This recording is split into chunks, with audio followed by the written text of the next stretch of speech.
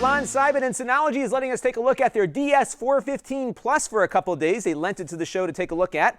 And this is a lot like that 2-drive Synology disk array we looked at, except this one has 4, and it also has a lot more processing power under the hood. So, these things have gone from being appliances to really full-blown servers. And this is running with a quad-core Atom processor at 2.4 gigahertz. So you've got a quad-core processor in here plus 2 gigabytes of RAM. So what you're running on here is a lot of Linux-based server applications for small office environments, and that is plenty of power to do a lot more than just serve files. You could also do VPN servers, some limited routing, a lot of things that you could normally do on a PC, you can now do on your disk array, which is pretty cool to see that happening. And they've got a really nice web-based interface to use it all with. It's very similar to what we've used on the other Synology devices. And this drive is really tuned for business and enterprise use, not for home media use. So they have another one, I think it's called the DS415 Play, that has the ability to run a Plex server and some other media kind of applications. This does do like DLNA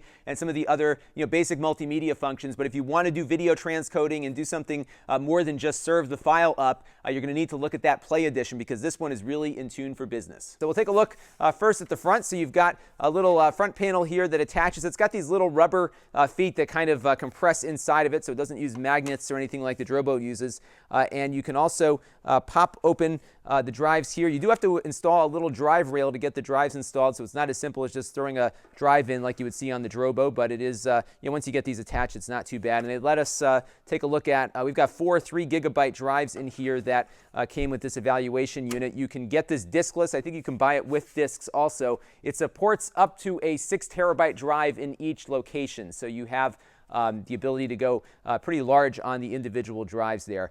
The format that we have this formatted in right now is Synology's SHA format, which allows us to actually pull a drive out while we're in use. So we'll take a look at some of that data protection capabilities that it has on board as well. On the back, it's got 2 fans, and it's not as noisy as you think it might be.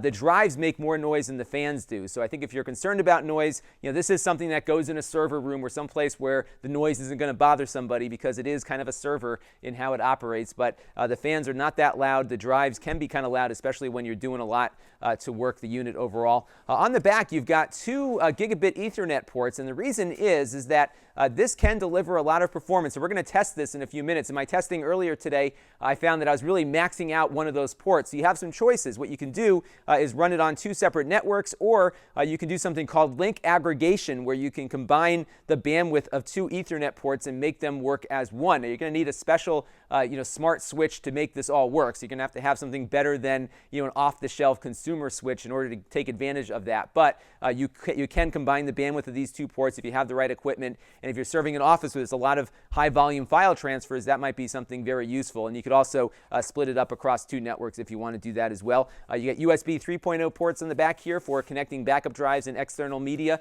It supports a wide variety of file formats, including the Linux formats ext4 and 3, as well as FAT, NTFS, and HFS+. So it'll pretty much read every Linux, Mac, or Windows drive that you plug into it. And you also have eSATA here also, so you can get a faster connection perhaps than USB 3 if you want to connect a SATA drive to the array. So that is pretty much it. I'm going to boot this up. We're going to do some performance looks at how it transfers data over the network, and then we'll take a look at some of those redundancy features where we're going to pull a drive out while it's in operation. I covered the Synology interface in detail with my original Synology, I think it was the DS214 SE that I reviewed. So the interface is identical, so we're not going to spend too much time on the interface, but we're definitely going to look at how this drive performs. So let's take a look at that performance. Now, I lack a smart switch to do the link aggregation, so I'm going to do the next best thing, which is connect both of my Macs independently to the Synology via Ethernet, so they're on separate networks. And what we're going to do is run my Blackmagic disk speed test simultaneously. And if we have enough power in this device, we should see about 100 megabytes per second in writes and reads. And as you can see, we are getting that simultaneously off of both of those network adapters, which means that that dual-core, quad-core processor in here, along with its RAM and everything else, is able to really perform like a server would on the network. These are really good speeds, as you can see, and we're really able to, kind of prove in this environment at least that you can actually have a lot of people hitting this at once with some somewhat high bandwidth applications simultaneously, which is pretty good to see because you don't often see see that on a lot of these NAS devices. But again, it kind of proves the point that we're moving away from an appliance and more towards a server. So this is what this is really tuned to do. And I think if you do the link aggregation, you're going to have a lot of bandwidth available for your network users. Now, when you have 4 drives like this, you do have some additional options for data protection. Now, this supports all of the major RAID modes, 10, 5, 6, I think 1 and 0 as well.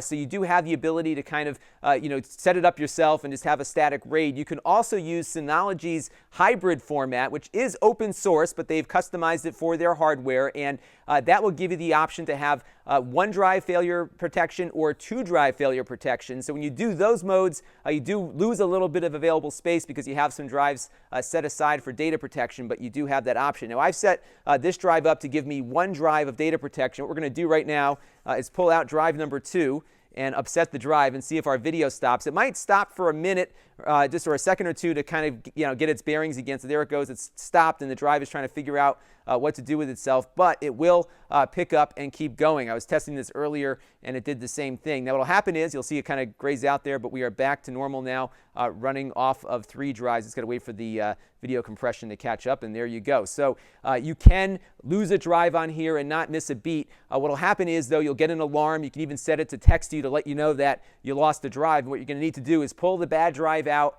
put in a good drive, and then rebuild the array. Now, right now, if I lose another drive, I'm in trouble because the array is now lacking its redundancy. But you could, again, set it up to have 2 drive failure possibilities so that you can lose 2 drives and yet still have all of your data available to you. Now, I've covered this in some of my other Synology videos, but I remain impressed with their user interface. I haven't seen anything better out there. They take what is usually a pretty complex task, which is managing a Linux or Unix-based server, and really making it intuitive, and it runs on your web browser too, so you don't even have to plug anything in necessarily to the NAS device to get in there and configure it. So it really has a very nice intuitive interface, very easy to get started, and you'd still need some knowledge of user levels and access rights and that sort of thing, but it really is a lot easier to get started in Linux file serving with this than it might be trying to start from scratch, and I think they've done a really nice job. The other thing that I like is that they maintain it also for you, so you're getting constantly pushed updates, security patches, overall patches to some of its feature set, and all the little apps that you can install, which I cover in some of the other videos, will also be updated on a regular basis too. So I do suggest getting on their email list, because they'll push an email out to you every time there's a critical update, because I think you still have to install, at least initiate the install of the patch yourself. It'll download to it, but they want you to actually hit the button to get that process rolling. But I am really remain impressed with the Synology line of products. They've got something for everyone. This one really, again, is not in tune for video serving. It will do it, but their Play Edition, which has some of the encoding capabilities, is probably a better pair for your home theater or your smart TV or something than this might be. But this is really designed for enterprise use, where you're in an office with a lot of people hitting it, and you still need to have adequate bandwidth for everyone's needs. And I think this will certainly provide that. This is Lon.TV. Thanks for watching.